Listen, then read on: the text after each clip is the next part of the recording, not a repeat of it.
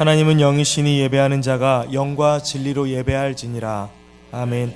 다 같이 자리에서 일어나서 찬송가 15장을 함께 부르겠습니다.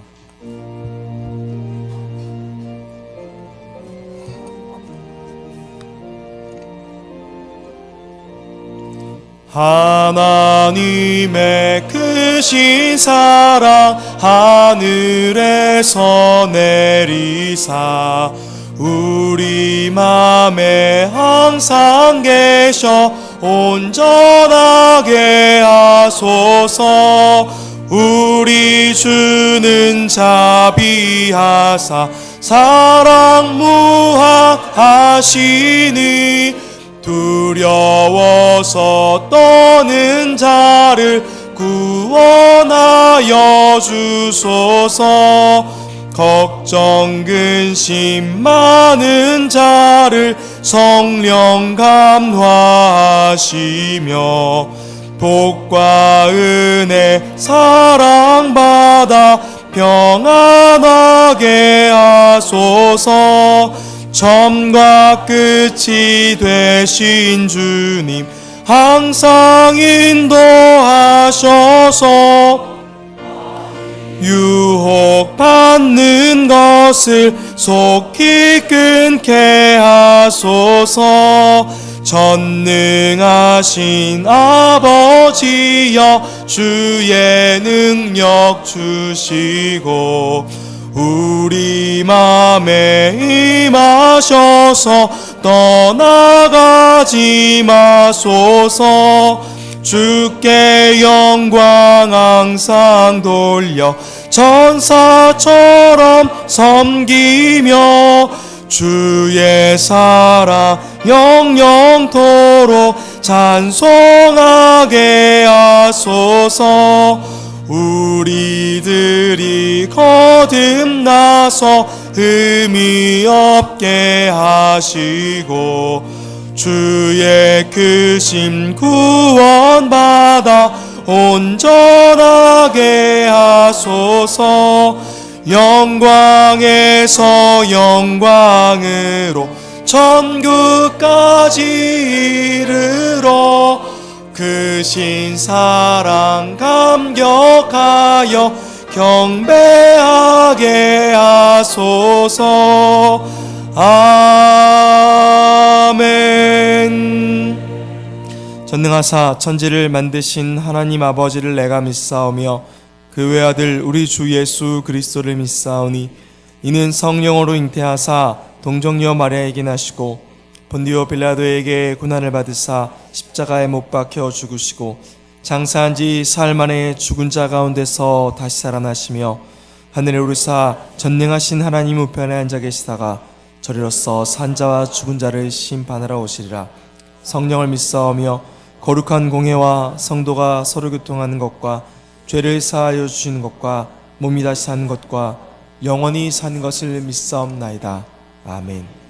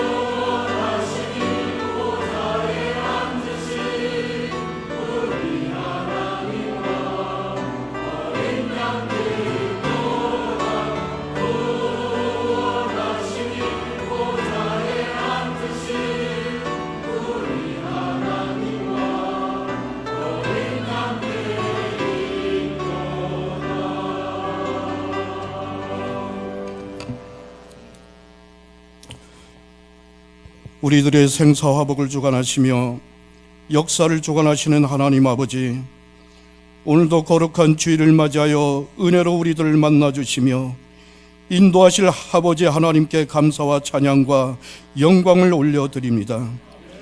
말씀과 기도로 더욱 주님 앞에 살지 못했던 부족하고 연약한 우리들의 모습을 이 시간 고백하오니 용서하여 주시옵고, 2월에는 더욱더 주님과 동행하며 성령 충만함의 모습과 은혜가 우리 모두의 삶 가운데 역사하시기를 간절히 기도드리옵나이다. 주님, 우리 온누리교회를 축복하시사 혼탁한 이 세상에 빛이 되며 희망을 잃은 사람들에게 소망을 품게 하시고 구원의 방주로서 사명 잘 감당하여 하나님이 기뻐하시며 칭찬받는 교회 되게 하여 주시옵소서. 주님, 민족 대명절 설을 맞아 고향길 오고 가는 우리 성도님들 평안하고 안전한 여정이 되게 하옵시고 가족들과의 만남 속에 그리스도의 사랑과 은혜가 가득하게 하여 주시옵소서.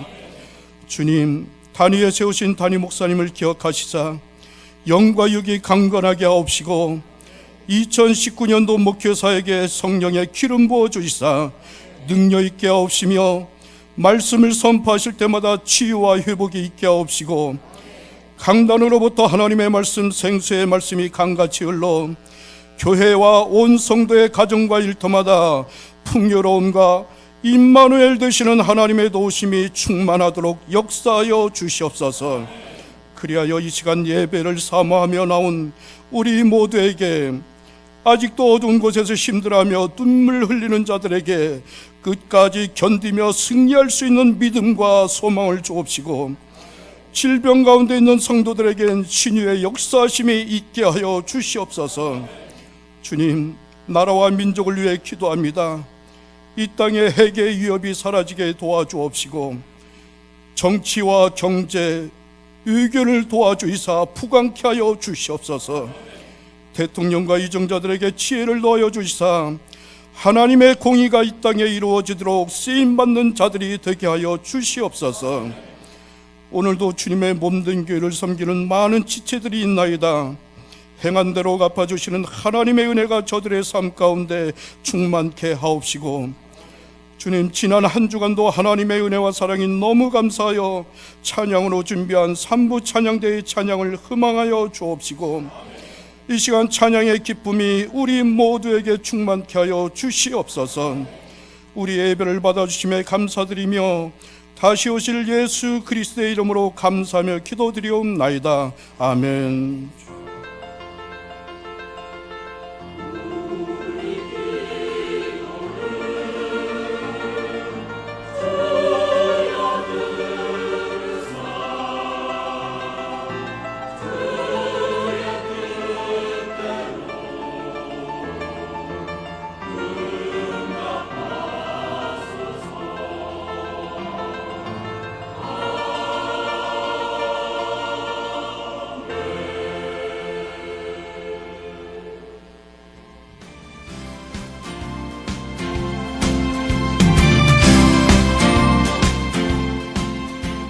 평안하여 든든히 서가는 교회, 온누리교회 2019년 2월 첫째 주 소식을 전해드리겠습니다.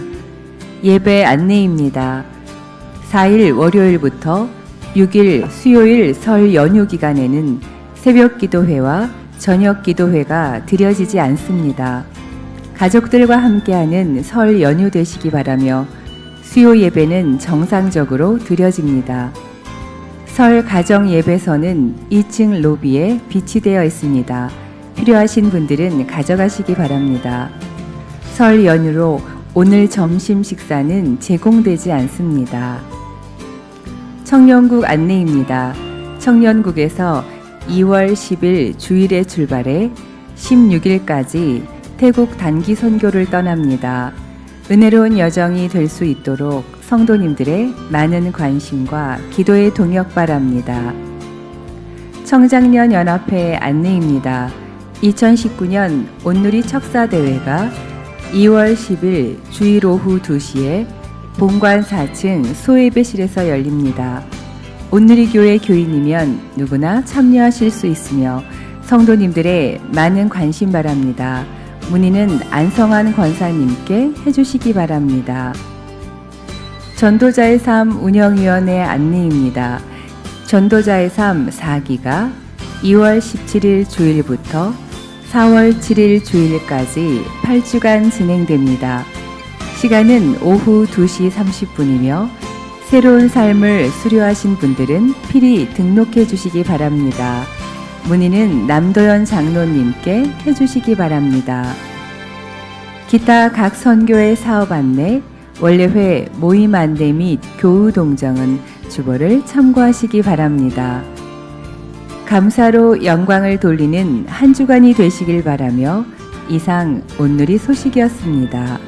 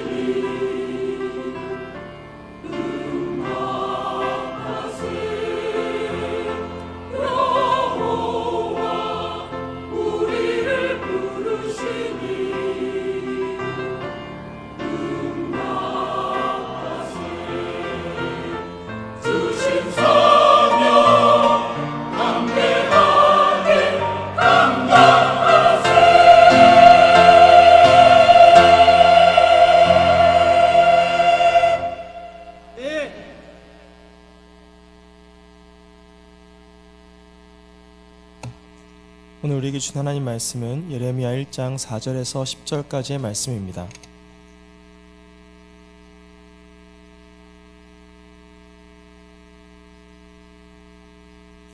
예레미야 1장 4절에서 10절까지의 말씀을 제가 봉독하겠습니다.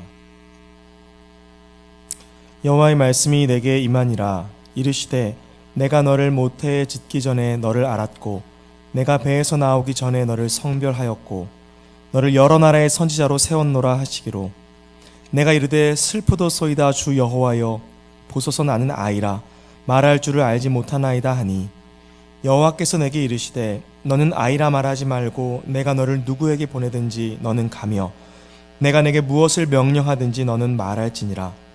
너는 그들 때문에 두려워하지 말라. 내가 너와 함께하여 너를 구원하리라.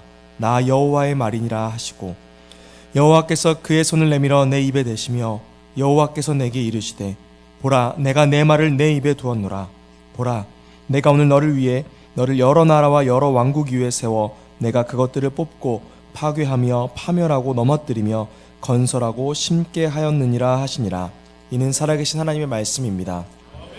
다 같이 자리에서 일어나서 찬송가 211장 1절을 부르면서 정성껏 드린 예물을 봉헌하도록 하겠습니다.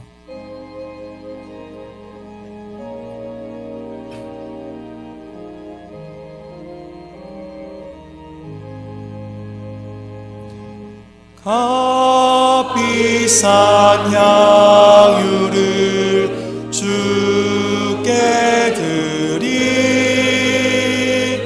막달라 마리아 본받아서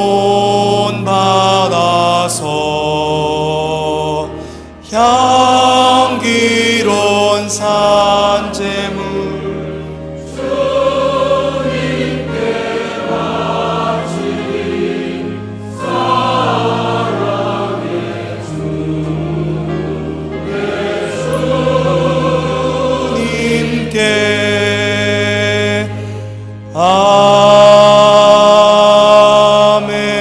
아멘. 사랑의 주님, 주님의 은혜 안에서 1월달을 보내고 2월 첫 주일을 맞이했습니다. 모든 것이 주님의 은혜임을 고백하며 맞이한 2월달도 주님과 동행하는 거룩한 믿음의 발걸음이 되게 하여 주옵소서. 특별히 금주에는 민족명절인 설 명절을 보내고 있습니다. 설 명절에 오늘이 온 가족들의 가정에 주님의 평안이 넘치게 하여 주옵소서. 오늘은 우리 성도들이 설 명절에 가족과 친지를 만나게 될 터인데 어느 곳에 있든 누구를 만나든 주님의 빛든 삶이 되게 하여 주옵소서. 오늘 거룩한 주일에 본교회를 떠나 고향에 있는 우리 사랑하는 성도들 거룩한 주일을 기억하며 예배에 성공하게 하여 주옵소서. 사랑의 주님, 오늘도 주님 앞에 온전히 드려지는 예배를 소원하며 준비한 예물을 봉헌합니다. 이 예물과 더불어 우리 온누리 성도들을 받으시옵소서. 부족한 중에 오늘도 말씀을 들고 섰습니다. 교회의 주인 되시는 성령님, 오늘도 부족한 종을 붙들어 사용하여 주옵소서. 예배의 시종을 주님 손에 의지하오며 알파와 오메가 되시는 우리 구주 예수 그리스도의 이름으로 간절히 축복하며 기도 올립니다. 아멘.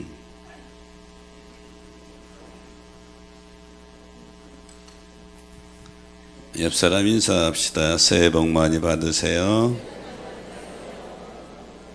네, 설 명절에 주의 은혜와 평강이 여러분 가정에 넘치기를 축복합니다.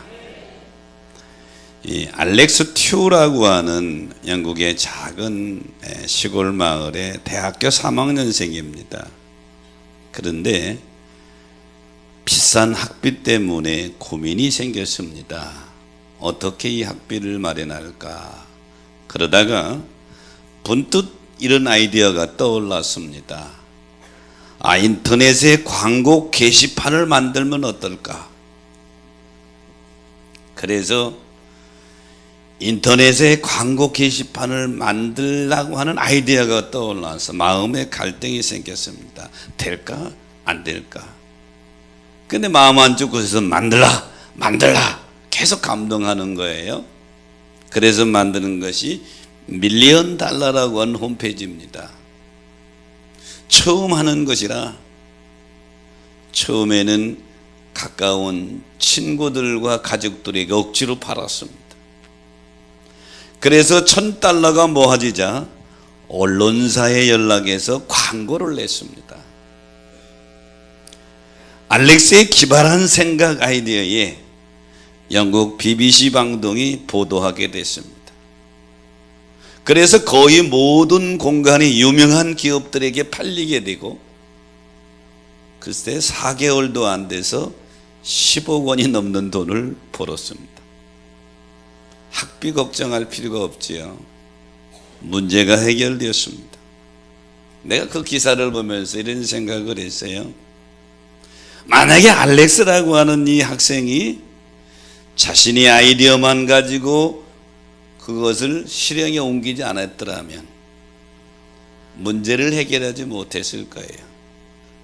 하지만 계속해서 마음속에서 만들어라 만들어라 만들어라 하는 마음의 명령을 순종했더니 이런 결과를 가져오게 된 것이죠.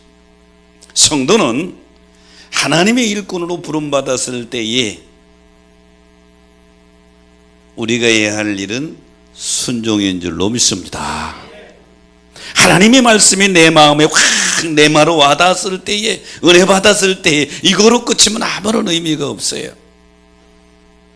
은혜 받은 말씀을 순종으로 옮길 때에 열매가 맺혀지는 줄 믿으시기 바랍니다. 에레미야서는 참 유다 역사에, 유다의 멸망에, 점점 유다 나라가 멸망으로 기울어지기 시작한 BC 7세기 말부터 바벨론에 의해서 완전히 멸망된 BC 6세기 초까지 유다 역사를 배경으로 하고 있습니다. 에레미야서에 연속적으로 나오는 내용은 유다는 패망할 것이다. 바벨론에 의해서 배방하고 70년 동안 포로 생활할 것이다. 그리고 하나님이 다시 회복시켜 주실 것이라고 하는 내용이 반복적으로 나옵니다. 오늘 읽은 본문의 말씀은 에레미야서의 도입 부분으로서 선지자 에레미야가 하나님께 소명받는, 부름받는 그런 내용을 담고 있습니다. 에레미야는 힐기야의 아들로서 제사장 출신 선지자입니다. 에레미야라고 하는 이름의 뜻은 여호와께서 세우셨도다 이런 뜻입니다. 에레미야는 유다왕 요시야왕 13년 즉 BC 627년에 에레미야가 20살 됐을 때에 소명을 받았습니다. 그리고 40여 년간 BC 586년 유다가 바빌론에 완전히 멸망되고 그 이후까지 사역했던 선지자입니다. 하나님의 지시로 에레미야는 결혼까지 포기했죠. 근데 에레미야가 하나님의 명령으로 해야 했던 사역은 너무로 힘든 사역입니다. 유다가 멸망할 것이라는 예언입니다. 바벨론에 의해서 멸망할 것이니 살기를 원하는 사람은 바벨론을 섬기라는 것입니다. 한번 이렇게 생각해 보십시다. 제가 만약에 여러분들에게 설교하고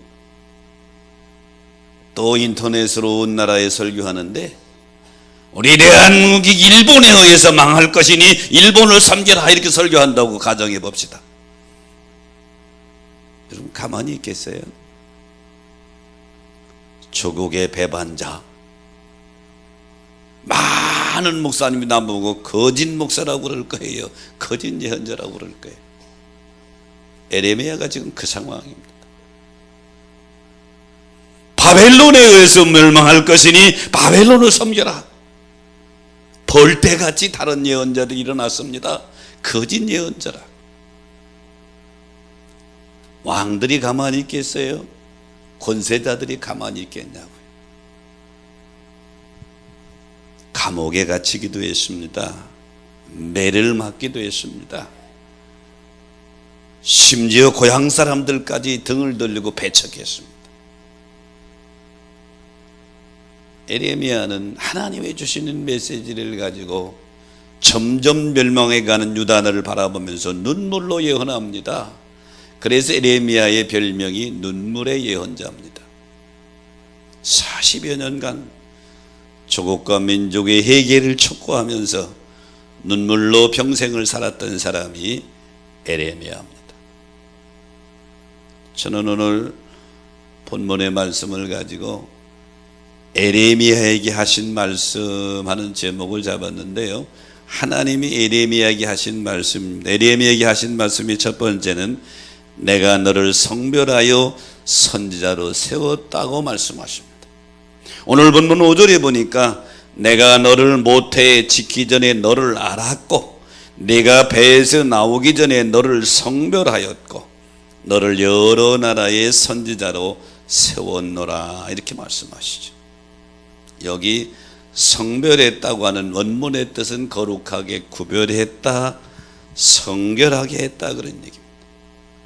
하나님은 에레미야를 부르면서 네가 모태에서 태어나시기 전에 내가 너를 알았다, 내가 너를 성별하고 거룩하게 구별해서 여러 나라를 위해 선지자로 세웠다는 것입니다.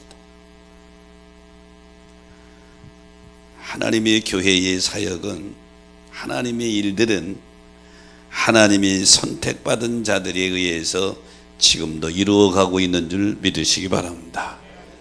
고린도서 4장 1절에 바울은 이렇게 말합니다. 사람이 마땅히 우리를 그리스도의 일꾼이요 하나님의 비밀을 맡은 자로 여길지어다. 그러므로 사랑하는 여러분, 교회의 일꾼은 하나님이 세우신 걸 믿으시기 바랍니다. 사도 바울은 원래 사울이었을 때에는 교회를 핍박하는 자였습니다. 스데반 집사를 돌로 쳐 죽이는데 진두지휘했던 사람이 사울입니다.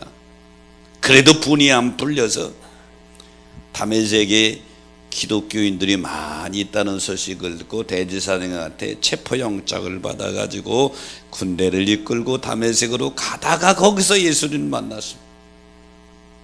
부활하신 예수님 만나는 으로 인해서 나타난 현상은 사울이 소경이 돼버린 거예요. 시각장애인이 앞을 보지 못합니다. 사도행전 9장 10절로 11절에 보면 하나님이 다메섹에 있는 아나니아라고 하는 제자를 부르십니다. 그러면서 너는 직가라는 거리로 가서 유다 집에 있는 다소 사람 사라울이라고 하는 사람을 찾으라. 그가 거기서 기도하는 중이다. 앞이 보이지 않는 사울은 거기서 기도하고 있었습니다. 13절 이하에 보니까 아나니아가 대답합니다. 하나님, 내가 듣기로는 저 사울이라는 청년이 예루살렘에서 많은 일꾼들을 핍박하고 여기도 하나님의 일꾼들을 잡으러 왔나이다. 그랬더니 주님이 15절에 이렇게 말씀합니다. 이 사람은 내 이름을 위하여 이방인과 임금들과 이스라엘 자손들에게 전하기 위한 택한 나의 그릇이다.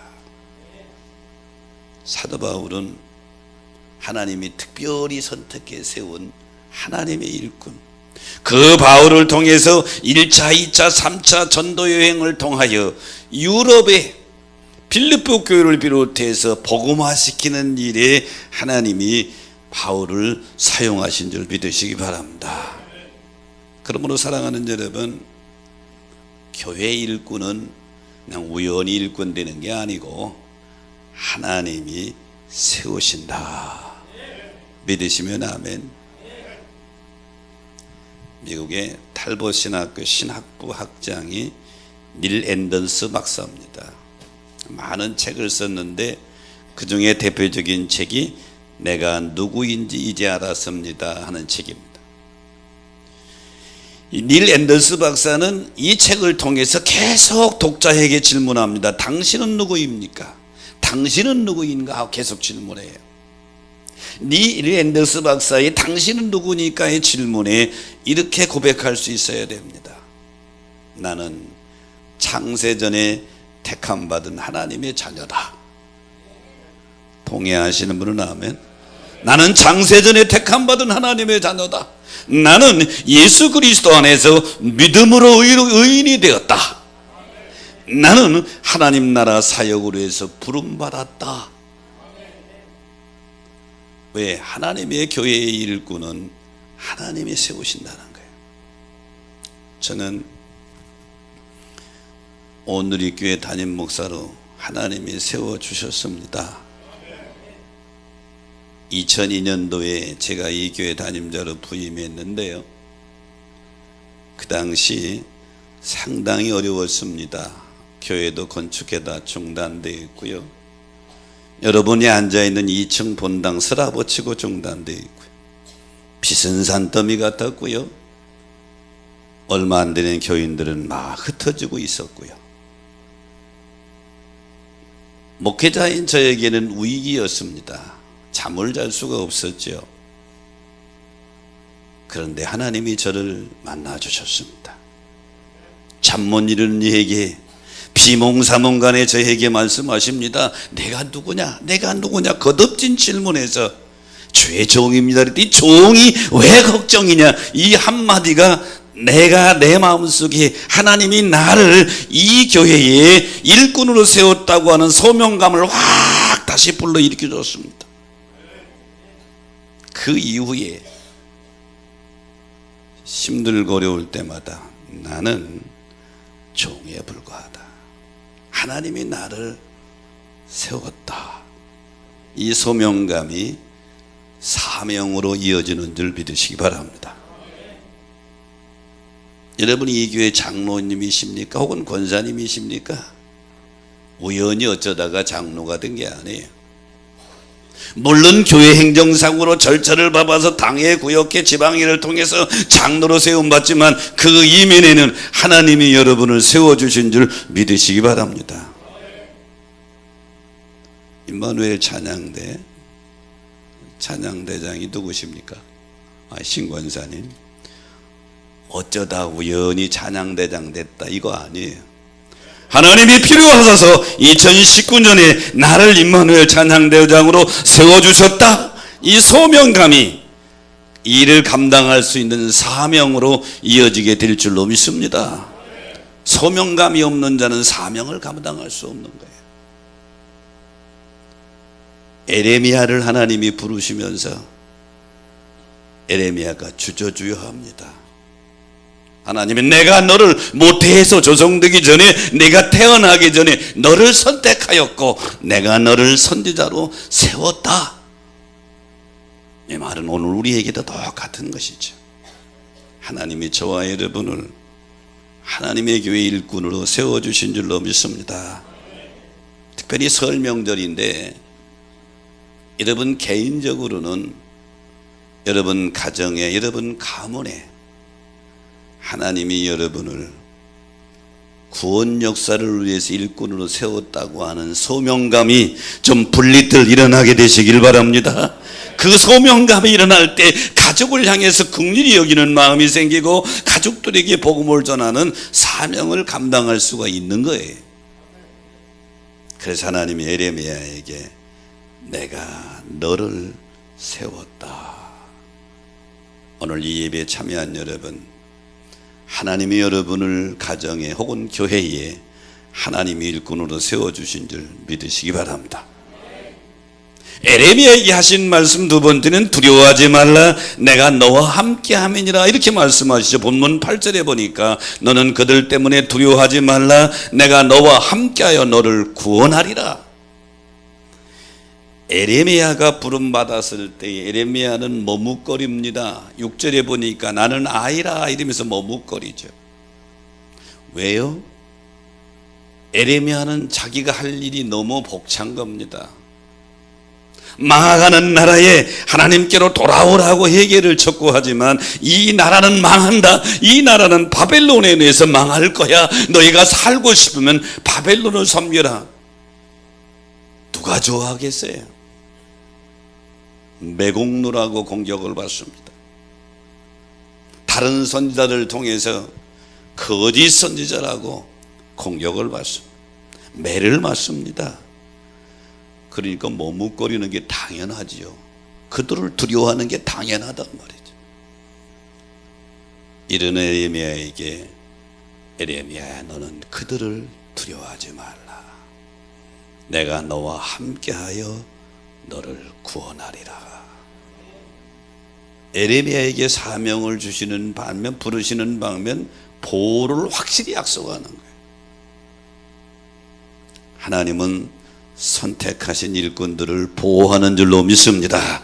하나님은 선택하신 일꾼을 보호할 뿐만 아니라 함께 하시는 줄로 믿습니다. 출애굽한 이스라엘 백성들이 3개월쯤 됐을 때에 시내산 밑에 왔습니다. 하나님이 모세를 시내산으로 불러오르십니다. 그리고 그에게 여러 가지 계명을 주면서 이렇게 약속하십니다. 출애굽 20장, 23장, 20절에 보면 내가 사자를 내 앞에 보내어 길에서 너를 보호하리라. 광야길 두려워하지 말라는 거예요. 사자를 내 앞에 보내서 길에서 너를 보호하리라. 모세가 이 여호와의 말씀을 붙들고 출애굽의 여정을 갑니다. 출애굽의 여정이 다 끝나 가나안 땅 앞에서 모세가 자기 백성들에게 유언적으로 설교하면서 이런 말을 하죠. 신명기 32장 10절에 보니까 여호와께서 그를 황무지에서 짐승의 부르짖는 광야에서 만나시고 호위하시며 보호하시며 자기 눈동자같이 지키셨도다. 40년을 되돌아보면서 하나님이 보호하시고 호위하시고 눈동자같이 지켰다. 오늘 이 예배에 참여한 여러분,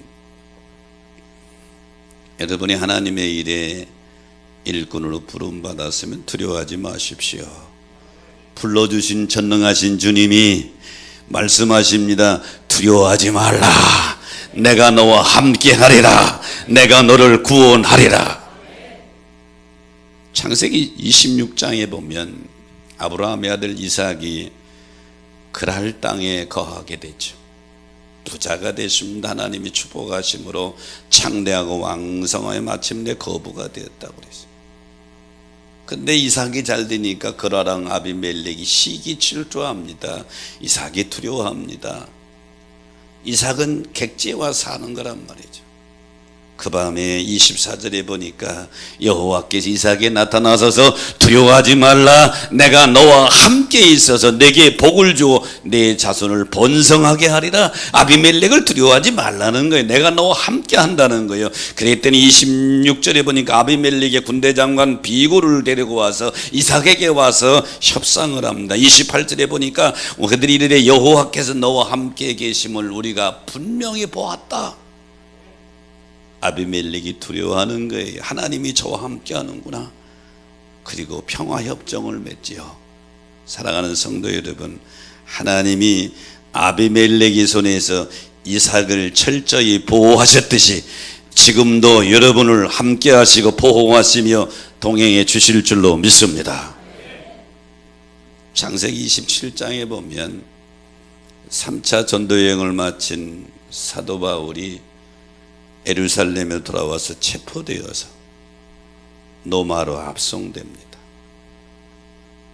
가다가 유라굴루라고 하는 큰 광풍, 태풍을 만납니다. 14절에 보니까 온 배에 탄 사람들이 두려워 떠는데 바울이 이렇게 말합니다. 하나님이 나에게 말씀하셨습니다. 바울아, 두려워하지 말라. 하나님께서 너와 함께 하셔서 너와 함께 있는 자를 단 한 사람도 죽지 않고 다 구원해 준다고 그러시니 안심하십시오. 하나님은 바울의 일행을 유라굴루라는 광풍 가운데서도 철저히 보호해 주신 줄로 믿습니다. 감리교의 창시자가 존 웨슬레 목사입니다. 영국의 웨스트민스터 사원에 가면 존 웨슬리의 기념비가 있는데 거기에 세 마디가 적혀 있어요. 첫째는 세계는 나의 교구다. 웨슬리의 유명한 말이죠. 두 번째는 하나님께서 당신의 일꾼을 땅에 묻으시지만 당신의 일은 계속해 나가신다. 이게 두 번째 적힌 말이고요. 세 번째 적힌 웨슬리의 말은 세상에서 가장 좋은 것은 하나님께서 우리와 함께 하신다는 것이다. 웨슬리는 마지막 운명하기 직전에 두 손을 높이 들고 그렇게 말했다는 거예요. 세상에서 가장 좋은 것은 하나님께서 지금 우리와 함께 하는 것이다. 죽음을 눈앞에 둔 웨슬리가 그걸 고백한 거예요. 하나님께서 함께 하시는 것이 세상에서 가장 좋은 일인 줄로 믿습니다. 하나님께서 함께 하시는 것이 형통인 줄로 믿습니다. 창세기 39장에 보면 하나님이 요셉을 형통한 자라고 말하면서 여호와께서 조셉과 함께 하시니 그가 형통한 자가 됐다고 그랬어요. 그리스도인의 형통은 하나님이 함께하는 건 줄로 믿습니다. 하나님이 함께하면 막힌 문도 열리는 것 시간 문제예요. 하나님이 함께하면 병이 낫는 것도 시간 문제예요. 하나님이 함께하면 사업이 일어나는 것도 시간 문제란 말이에요. 그래서 이 베슬레가 마지막 죽으면서 세상에서 가장 좋은 것은 하나님께서 우리와 함께 하신다는 것이다, 그렇게 고백했어요. 오늘 두려워서 하나님의 소명에 주저주저하고 있는 에레미야에게 하나님이 하신 두 번째 말씀이 너는 두려워하지 말라, 내가 너와 함께하여 너를 구원하리라. 이 말씀이 여러분에게 내마로 들려지시기를 주의 이름으로 축원합니다. 에레미야에게 하신 말씀의 세 번째는 내가 내게 무엇을 명령하든지 순종하라, 이렇게 명령하시죠. 7절 말씀에 보니까 여호와께서 내게 이르시되 너는 아이라 말하지 말고 내가 너를 누구에게 보내든 너는 가며 내가 내게 무엇을 명령하든지 너는 말할지어다. 하나님이 에레미야에게 말씀하시는 메시지입니다. 메시지는 에레미야에게는 선택권이 없는 거예요. 하나님이 에레미야에게 너는 가고 내가 내게 말하는 것 그대로 말하라, 내가 내 입에 말을 둘 텐데 그대로 말하라는 거예요. 설교하는 저도 가끔 그런 유혹을 받습니다. 축복에 대한 설교는 막 하고 싶어요. 그런데요, 지적하는 말, 하나님의 말씀으로 책망하는 말은 하기가 싫어요. 사람의 심리는 똑같단 말이죠. 에레미야가 선지자입니다. 근데 하나님이 에레미야에게 내가 네게 무엇을 명령하든지 너는 그대로 말하라는 거예요. 내 생각대로 말하지 말라는 거예요. 내가 내게 말하는 걸 그대로 말하라는 거예요. 그 내용이 유다가 멸망한다는 거예요. 바벨론에 멸망한다는 거예요. 이 백성은 너희가 살려면 바벨론을 섬기라는 거예요. 매국적인 말이잖아요. 환영받는 메시지가 아니란 말이죠. 결국 전해오는 유다의 전승에 의하면 BC 586년에 유다가 바벨론에 멸망하고 에레미야는 애굽으로 유다 백성들과 함께 애굽으로 간다고 되어 있어요. 애굽에 가서 이 설교하다가 또 자기 동족에 의해서 돌에 맞아 죽었다, 선교했다, 이런 전승으로 전해집니다. 사랑하는 여러분, 주님의 명령과 주님의 말씀은 논의의 대상이 아닌 줄 믿으시기 바랍니다. 논할 대상이 아니라 이 말이죠. 여기 하나님의 말씀, 성경 66권이 하나님 말씀인 걸 믿으시면 아멘. 이 말씀 우리가 철학적으로 논리적으로 논할 대상이 아니에요. 논의의 대상이 아니라 순종의 대상인 줄 믿으시기 바랍니다. 어떤 분이 나에게 주일 성수해야 돼요 말아요, 이건 묻지 말아요. 논의의 대상이 아니에요. 11조 해야 돼요 말은 넌 묻지 말아요. 논의의 대상이 아니라 이 말이죠. 하나님의 말씀은 논의의 대상이 아니라 순종의 대상인 줄 믿으시기 바랍니다. 논의의 대상이 아니라 말이죠. 하나님이 노아에게 창세기 6장 14절에 보면 방주를 지어라 이렇게 명령합니다. 근데 여러분 창세기 6장을 보세요. 하나님 내가 왜 져야 돼요? 그렇게 오래 내가 이렇게 져야 돼? 말하질 않았어요. 창세기 6장 22절에 보니까 노아는 하나님이 자기에게 명령한 대로 다 준행하였더라. 하나님의 명령은 준행의 대상이지 논의의 대상이 아닌 줄 믿으시기 바랍니다. 그런데 창세기 9장 1절에 보니까 하나님이 노아와 그 아들들에게 복을 주셨더라 그랬어요. 사랑하는 여러분, 꼭 기억하십시다. 하나님의 명령은 순종의 대상이지 논의의 대상이 아니다. 에레미야에게 말씀하신 세 번째 말씀이 그거예요. 내가 너를 어디로 보내든지 가며 무슨 말을 하든지 그 명령대로 준행하라는 거예요. 오늘 이 예배에 참여한 여러분, 여러분에게 하나님의 말씀이 내 마로 들려오거든 내 경험과 지식과 철학과 상식으로 판단하지 말고 하나님 말씀인 것을 믿으면 그대로 순종하면 보게 될 줄로 믿습니다. 이게 우리들의 자세다 이 말이죠. 누가복음 5장에 보면 예수님이 아침에 갈릴리 바닷가에 가서서 어부들이 밤새 고기잡이를 하고 그물을 정리하는데 그 중에 베드로에게 말씀하시죠. 깊은 데로 가서 그물을 내려 고기를 잡으라. 그런데 4절 5절에 보니까 베드로가 선생님 밤새도록 했지만 못 잡았어요. 하지만 말씀에 의지하여 그물을 내리겠습니다. 시몬 베드로와 어부들은 갈릴리 바다의 아주 전문가들입니다. 갈릴리 바다는 북쪽의 헐문산에 눈과 얼음이 녹아내려서 모은 물이기 때문에 물이 맑아요. 그리고 물이 차갑습니다. 맑게 되기 때문에 낮에는 그물질해야 안 잡힙니다. 밤에만 그물질하고 깊은 데는 또 고기가 안 가요. 너무 차니까 얕은 데서 그물질해야 잡는단 말이죠. 이게 상식이고 경험이고 지식이에요. 근데 예수님의 말씀은 정반대의 말씀이에요. 그 말씀할 때가 낮이고 깊은 데는 고기가 없는데 거기다 그물 내려요. 베드로의 상식으로 그물 내리면 헛수고 하는 거예요. 근데 베드로는 자기 경험을 지식을 상식을 내려놓고 말씀에 의지하여 내가 순종하리이다 그랬더니 2배에 가득 차게 잡힌 줄로 믿습니다. 베드로가 이 기적을 통해서 예수님에 대한 호칭이 달라졌어요. 기적을 체험하기 전에 예수님을 선생이여 납비여 하고 불렀지만 기적을 체험하고 나서는 주여 kyrios 나의 주님이여 메시아로 고백한 거예요. 그리고 그 앞에 엎드려서 벌벌 떨면서 나를 떠나서서 나는 죄인이로소이다. 주님이 나를 따르라. 이제부터 너는 사람 낚는 어부가 되리라. 이렇게 부름받잖아요.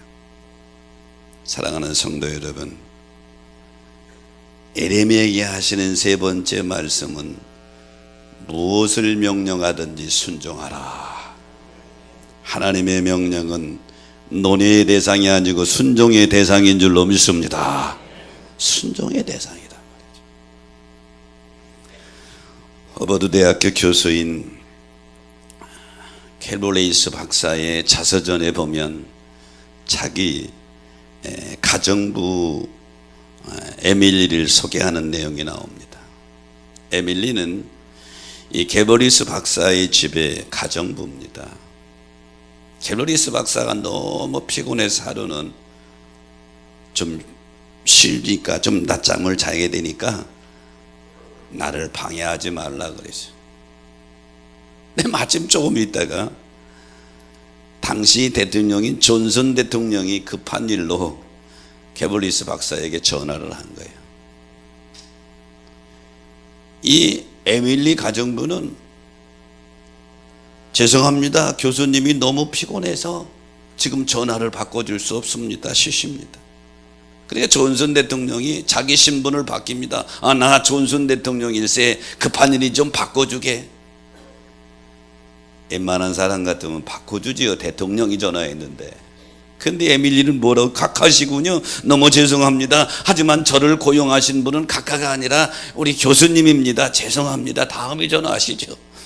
거절한 거예요. 이 존슨 대통령이 기가 막히잖아요. 그러면서도 그거 기특해 보이는 거예요. 야, 비서가 저 정도는 해야 되는데. 후에 존슨 대통령이 게버리스 박사와 만나 대화하면서 자넨 정말 훌륭한 비서를 뒀더군. 그 비서 나한테 좀 보내게. 뭡니까? 에밀리의 가정부로서의 충성하는 모습을 보면서 존순이 부러워했다니까요. 비서는 저래야 되는데 교회 일꾼의 모습도 이런 자세가 되어야 될 줄로 믿습니다. 나를 하나님의 교회 일꾼으로 세워주신 그 주님의 명령에 대하여 순종하는 자세, 이것이 바로 교회 일꾼의 자세인 것이죠. 하나님은 오늘 에레미야를 부르면서 너 내 말 하지 마라. 네가 가고 싶은데 가지 마라. 내가 가라는 곳으로 가고 내가 네 입에 말을 줄 텐데 내가 하라는 말만 하라는 거예요. 에레미야는 그 말에 순종하면서 수많은 값을 지불합니다.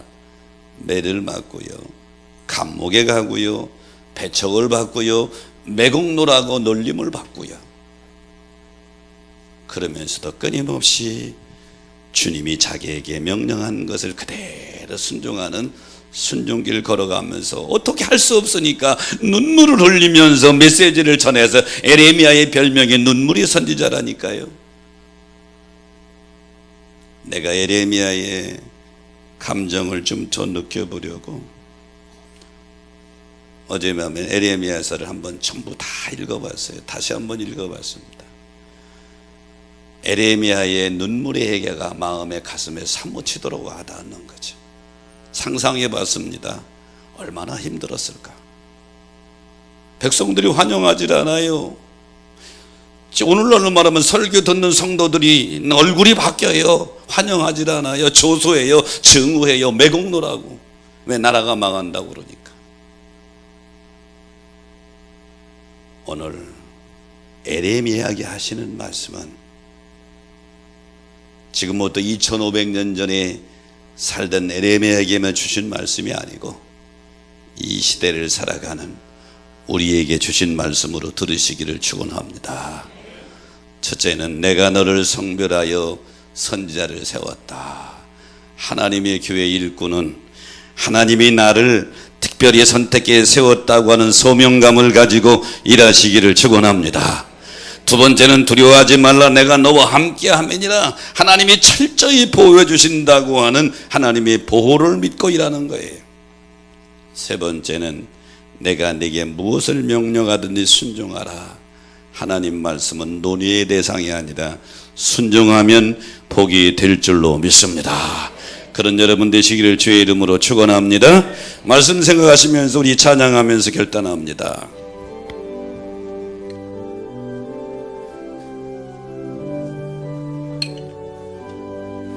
나의 갈 길 다가도록 예수 인도하시니 내 주 안에 있는 긍휼 어찌 의심하리요.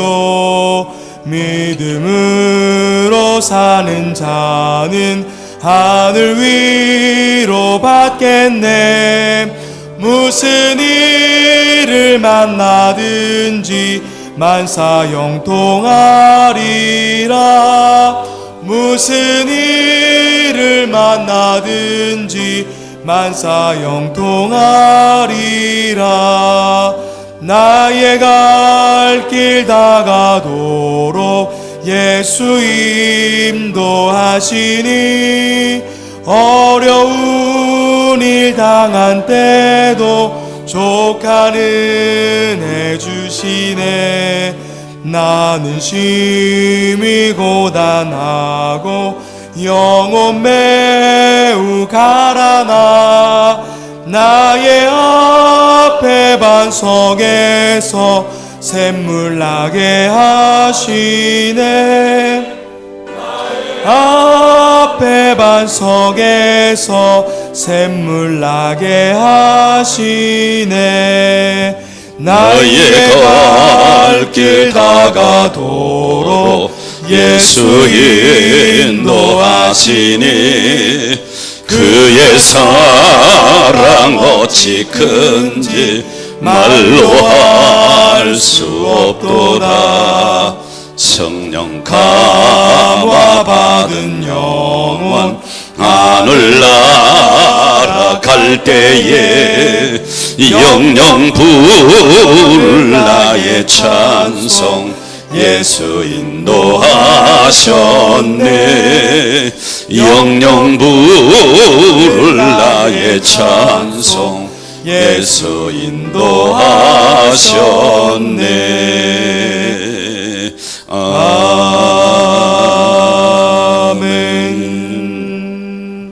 하나님, 세상 많은 사람 가운데 저희들을 부르셔서 하나님을 아바 아버지라 부르는 하나님의 자녀의 반열에 세워주신 것을 감사합니다.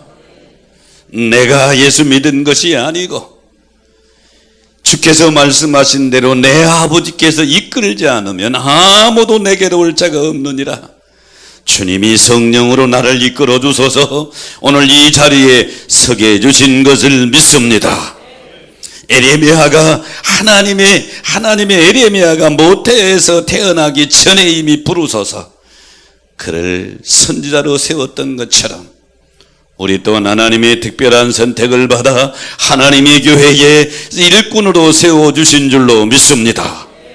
이 소명감을 가지고 두려워하지 않고 담대한 모습으로 사명 감당하는 사명자의 길을 걸어가게 하여 주시옵시고, 특별히 하나님이 하신 말씀에 대하여 아멘 순종하여 순종길을 걸어가다가 하나님의 축복의 주인공들 되게 하여 주시옵소서. 특별히 설 명절에 사랑하는 가족과 친지들을 만날 때에 내가 이 가정에 에레미야처럼 하나님이 세워주셨다고 하는 사명감을 가지고 입을 열어 복음을 증거하여 주시옵시고 사랑을 실천하게 하여 주시옵소서. 지금은 우리 구주 예수 그리스도의 은혜와 하늘 아버지의 크신 사랑하심과 성령님의 감동 감화 역사 축복하심이 오늘 주님 앞에 나와 예배드리고 선한 결단 결심하고 돌아가는 성도들에게 함께 하시기를 간절히 축원하옵나이다. 아멘.